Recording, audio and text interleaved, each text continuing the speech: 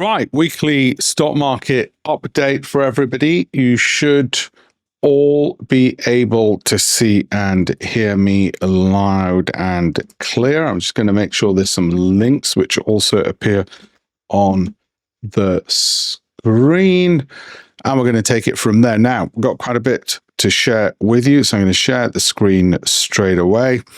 Here we go, and you should be able to see that. So, weekly stock market update. Let's start with the politics first. The China tariffs are causing some wobbles. Lack of data on whether interest rates are going to low are causing another. The Chinese are not backing down. Trump will probably blink. He'll meet Xi, and they'll come to an arrangement, and the markets will rally thereafter. So I'm not so concerned about the Chinese aspects. It's causing some people, of course, to panic unnecessarily.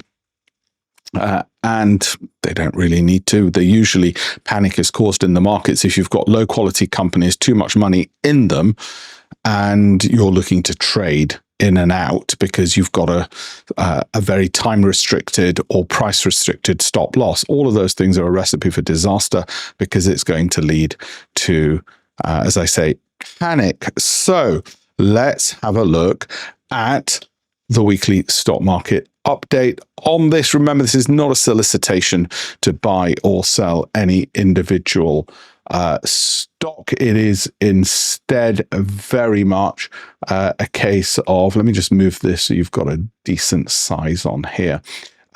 Very much a case of educational information, and there's a ton more information on the various sources that I provide. I'm just going to move things around so that people can see them nicely. He says optimistically.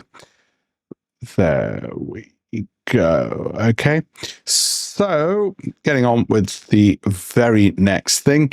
How are we doing for valuations? Is it time for people to panic yet? Well, if valuations are the only thing that moves stock prices, then you could look at valuations and make a good living out of it. But of course, valuations are not the only things that move stock prices. Momentum, growth projections, expectations, sentiment, all of those things. In fact, the most successful hedge funds are very much momentum based.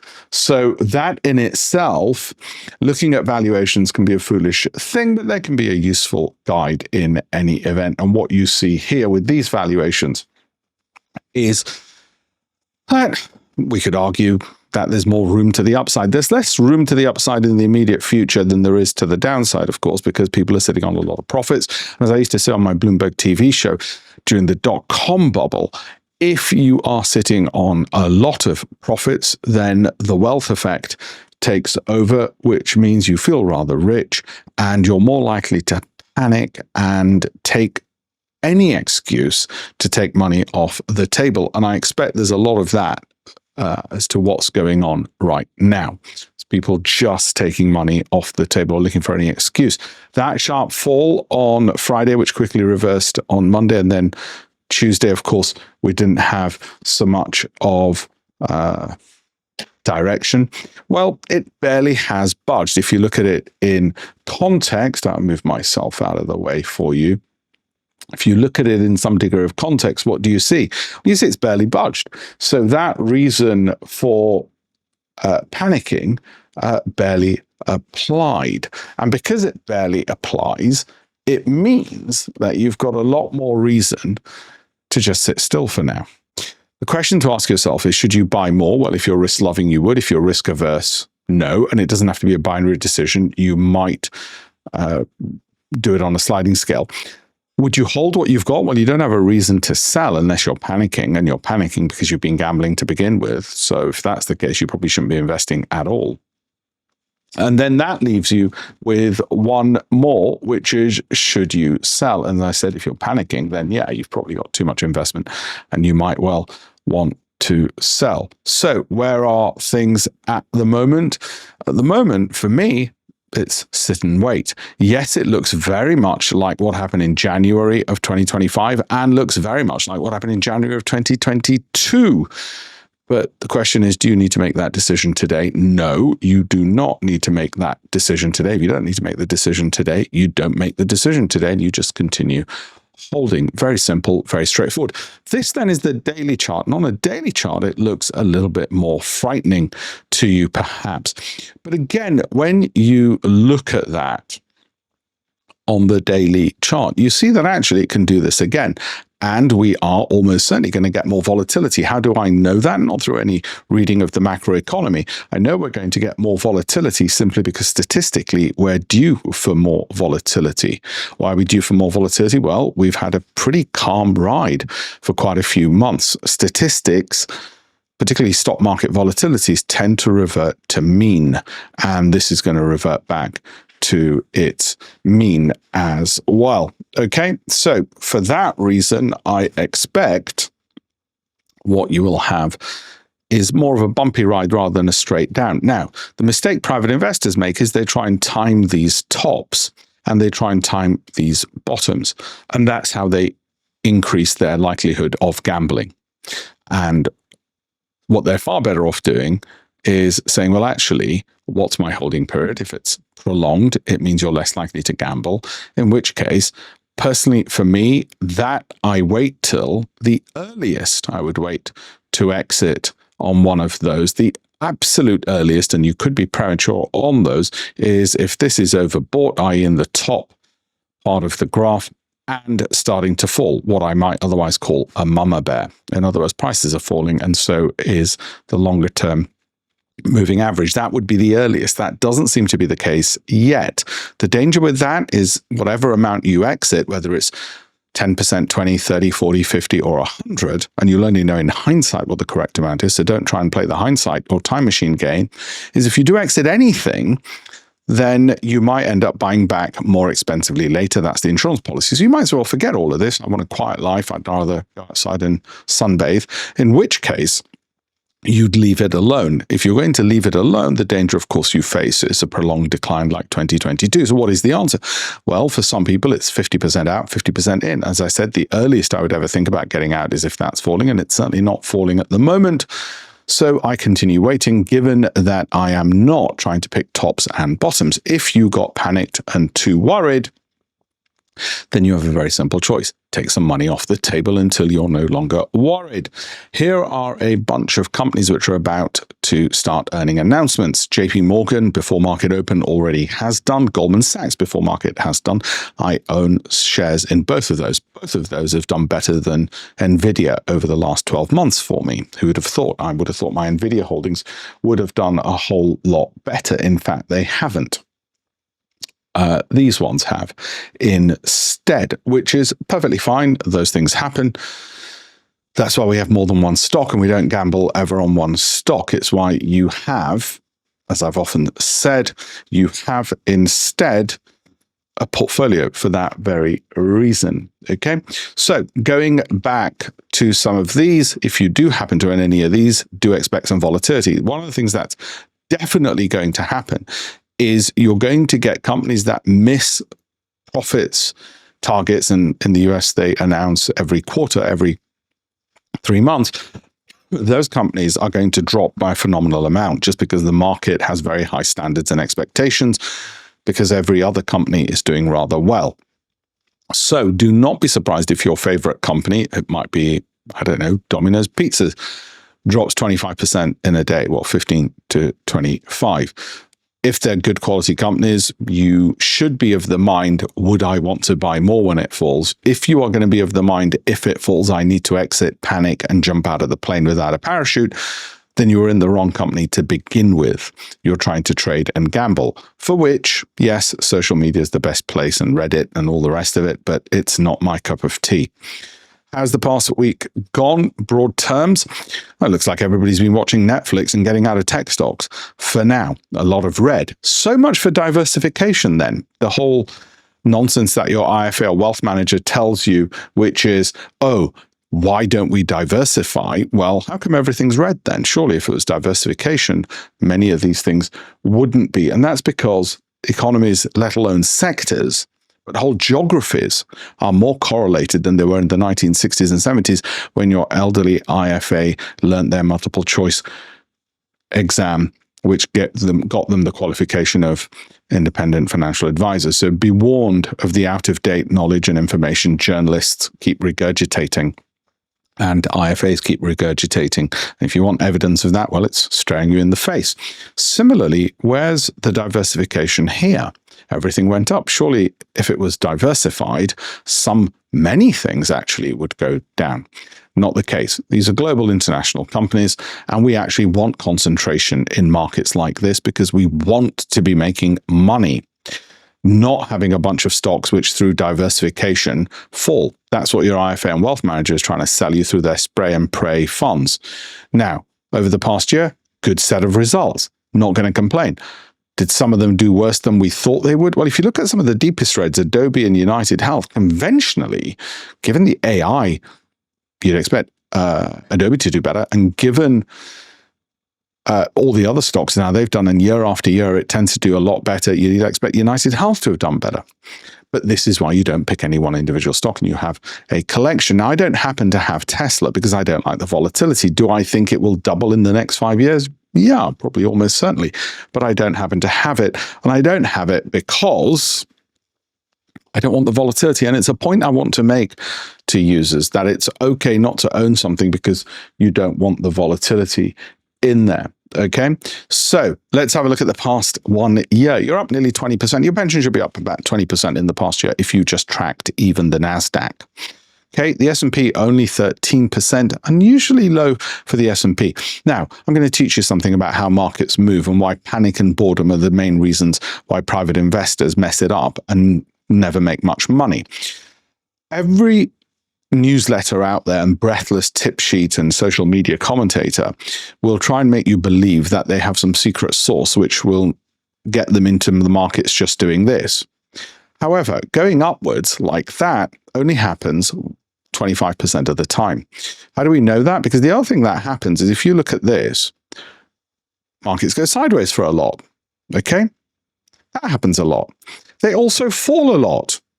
That happens a fair bit. Maybe 25% of the time. And they can rise and then fall. So up and down. These three occurrences are things that you don't particularly like. They will cause panic or boredom. This is the only one that is worth having. The tip sheets will try and sell you on that one. In actual fact, Warren Buffett and the richest people in the world make their money by not panicking and not getting bored. The only time you can not panic and not get bored, the only time it's worth considering doing nothing is if you've already got something of good quality, whether it's a property or any other asset like a stock. Okay? So that's where we are on those at the moment. If you look at the individual companies, many of these I happen to own. I don't have Pepsi, by the way. If you look at the individual companies, one of the tests to have is if this fell 25%, would I want to buy more? It's a very simple test. What we do is something a bit more sophisticated. We look at value, growth, income, cash flow, Sortino, alpha, filter through a bunch of stocks, and then narrow down which are the best of the best. We also look at volatilities to make sure we're not picking anything too volatile either, because we don't want to have an ulcer. There's something called the ulcer index. The ulcer index is a measure of the drawdown, how much a stock or a portfolio historically has fallen, and the duration to recover. In other words, how long you'll be underwater. Depth times duration gives you your ulcer index. The longer the duration to recover, the more likely you're going to continue having an ulcer. The steeper the fall, the size of the fall, the more likely you're going to have an ulcer. So how do you avoid ulcers? You pick companies which historically, and portfolios, even more importantly, which historically have few drawdowns and recover quickly. Now, it's not a direct measure of the ulcer index, but the Sortino ratio, for instance, a statistical measure of the average return of companies and how quickly they rebound back up, can be a good way to cheat and do that. Anyway, one of the things that we don't ever do is we don't look for narratives. We leave that to Netflix, stories. We don't say, oh, AMD because of silicon chips and AI. That might be the reason why their balance sheet, profit and loss account and cash flow statements look healthy, but I need to see their statements. Rather like an auditor, I want to see the numbers. I don't want the story. The story is for journalists and breathless tip sheets. I'm like an auditor. I want to actually see the numbers. Okay, which is why I do happen to own AMD, but as part of a portfolio, not in and by itself, because if I wanted to do that, well, I put all my money on black in Vegas anyway.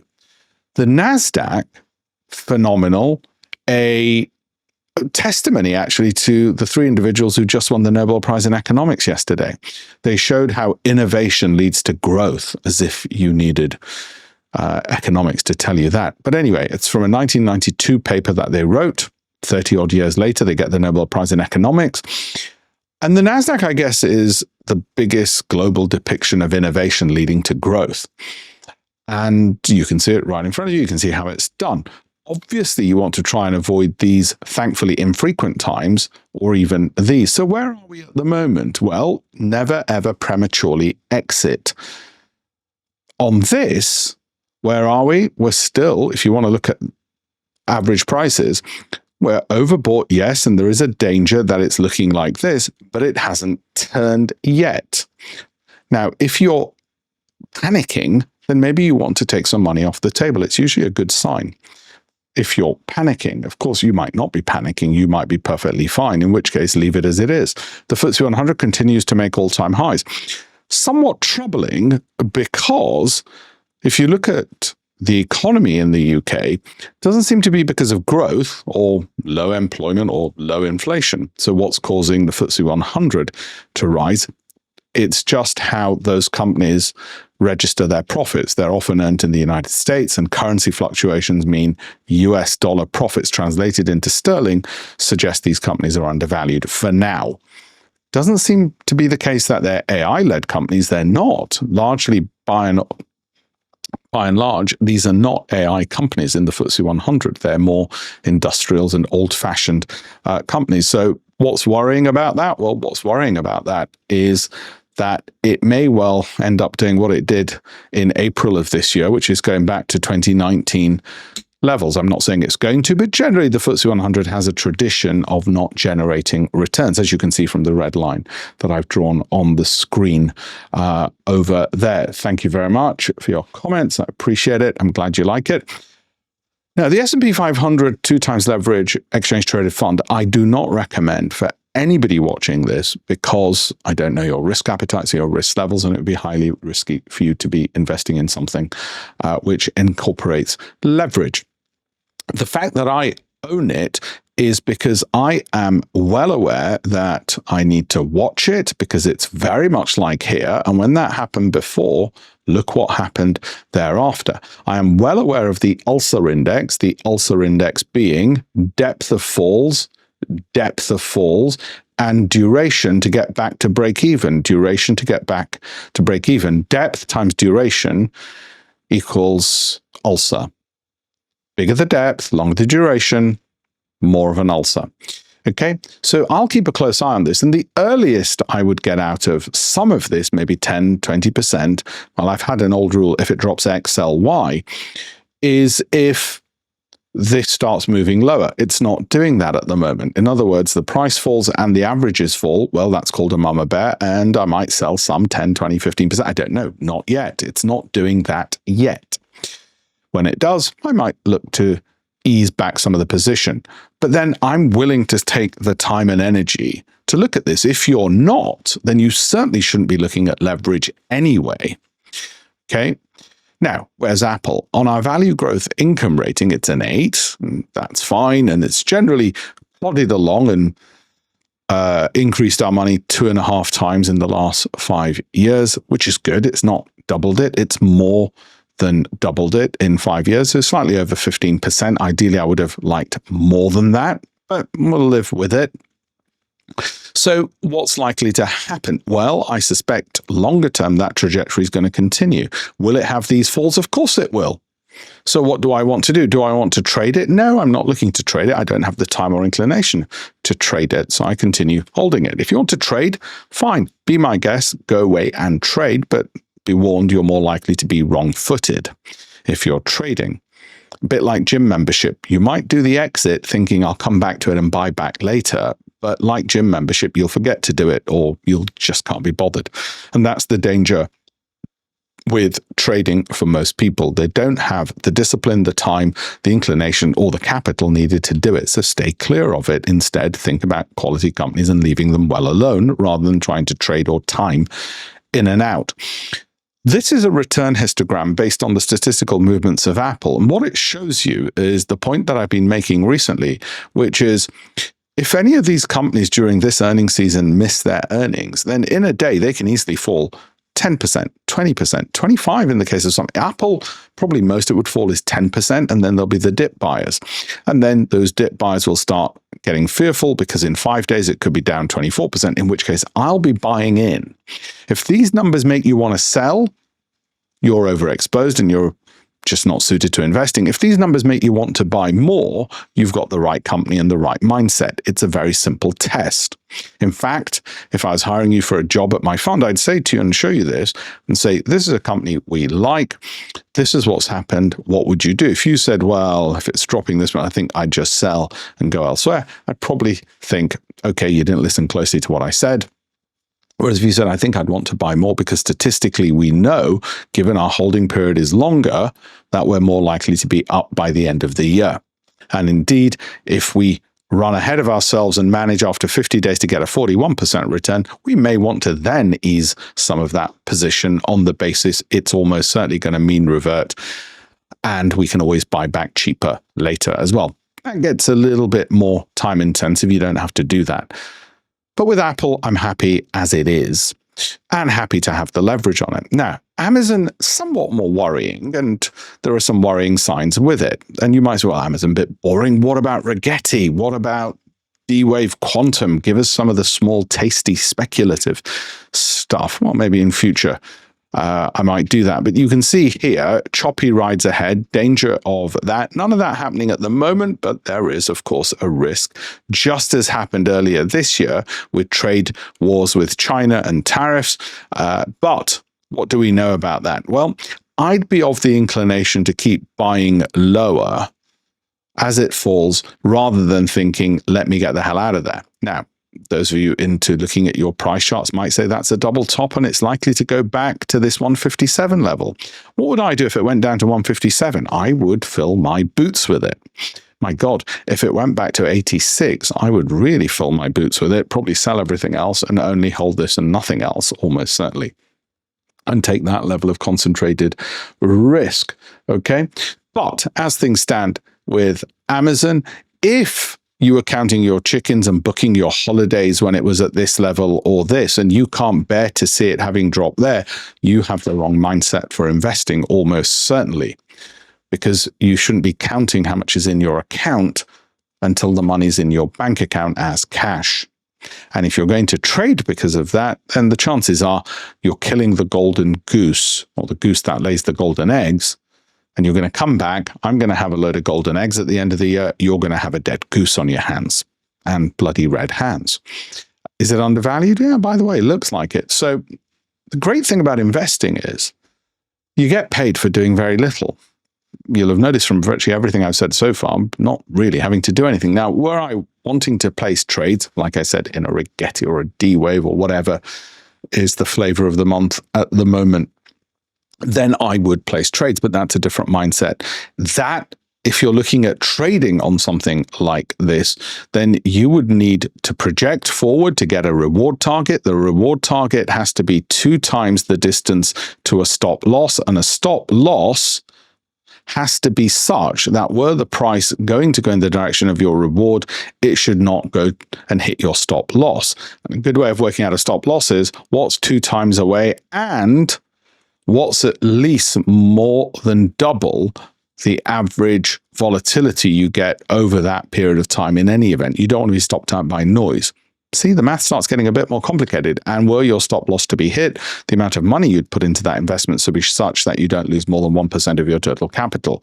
Again, a lot more calculation when you're looking to trade shorter term. So most people end up doing it by the seat of their pants, get a bit busy, look out of the window, bam, before they know it, they're down 20, 30%. And then they're asking, what do I do now? I don't want to be here. So far better to be more on the investing side than trying to be the trading gambling side. Don't get me wrong. I don't want to put you off from going to Vegas. Feel free and go. But at least in Vegas, you'll know you're in Vegas. Warren Buffett said the stock market is like a beautiful cathedral. Actually, he said capitalism is like a beautiful cathedral, but with a casino attached. Those of us who want to be in the cathedral want to be in peace, calm, beauty, and, knowing that it's good for our soul. Those who want to go into the very tempting casino next door are probably going to burn in hell and lose all their money as well. So it's a pretty good analogy Buffett made. And I try to listen to him because the man didn't become the world's richest man by just talking nonsense. Anyway, where are we with Amazon? Like I said, I would rather have the investment in it and buy more as it falls than try and trade it on a 2 times reward to risk ratio. Again, with Amazon, you could easily see this drop in 5 days, 14%, in 20 days, 20%. And if those numbers get hit, and my God, I hope it does drop 32% in 50 days, because that locks in a 50% return for me. How? Because something that drops 32% has to go up 50% on the remainder in order for it to break even. And I do think Amazon would break even if it fell by 1/3. Over what time frame? Well, if I got 50% even over 2 years, I think I'd be happy, wouldn't I? So statistics tell me that. No macroeconomics involved, no geopolitics, no deep analysis needed on that, which is another probably smarter way of investing. So got a question. Do I investing in individual companies? There's that guy on social media who just points at stuff. That's me right now. What can you see on screen? Alphabet, similarly overbought. A lot of them are like this. Does that mean they can't go higher? No, but there's a risk. The risk was shown here and here. Just look at what happened to the prices every time that happened. So are we due for a fall? Yeah, we're always due for a bloody fall. Okay, look what happened. Now, does that mean I exit now? No, I don't exit prematurely.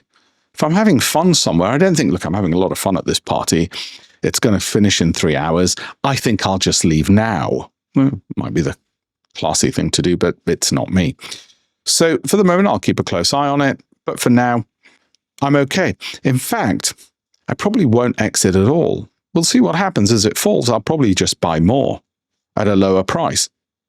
Why? Because it's the kind of company which I know I'm going to make my money back in. Okay, how do I know this? Well, let's say it does drop 28% in 50 days, which can happen. Happened in 2022, for instance. I know I'm therefore locking in a 33% gain, because you know your maths. If something drops 28%, then the remainder of the money has to go up 35%, 36.8%, in order for it to go back to break even. That being the case, you're locking in that gain. How do we know that? Well, statistics tells us that. And unless you think it's never going to do it, you're fine. The people who shouldn't be investing are the ones who just never like seeing red on their broker statement. Advanced Micro, as part of one of our portfolios, I wouldn't just have this individually. If you look at any of these things individually, you're going to have a heart attack because you're going to have to suffer these massive drops. Is that likely to close that gap? Often is the case.